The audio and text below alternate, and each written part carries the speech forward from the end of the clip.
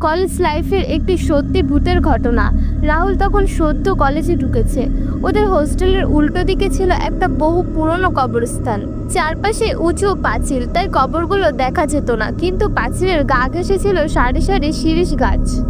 রাতে যখন ফ্যান চলতো না, তখন জানালা খোলা রাখতে হতো, আর তখনই সেই শিরীষ গাছের পাতার অদ্ভুত শিশির শব্দ ভেসে আসতো।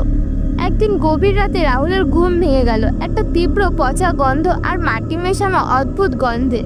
বাইরে আবছা আলোয় দেখলো কবরস্থানের পাঁচিলের কাছে কে যেন একটা নতুন কফিন নামাচ্ছে। চারপাশে কেউ নেই, আর যে নামাচ্ছে তার মুখটাও দেখা যাচ্ছে না। কেমন একটা গা ছমছম করছিল ওর। হঠাৎ একটা বিকট শব্দ করে কফিনের ডালা খুলে গেল। ভেতর থেকে একটা সাদা জিনিস বেরিয়ে এসে পাঁচিলের ওপর দিয়ে গড়িয়ে পড়লো ওদের হোস্টেলের ছাদে। আতঙ্কে ও চিৎকার করে চোখ বুঝলো। কয়েক মুহূর্ত পর চোখ খুলতেই দেখলো বাইরে সব শান্ত। পচা গন্ধটা নেই, কফিনও নেই। সকালে গার্ডকে জিজ্ঞাসা করতেই সে বলল, কবরস্থানে রাতে ওইসব কিছু নামানো হয় না।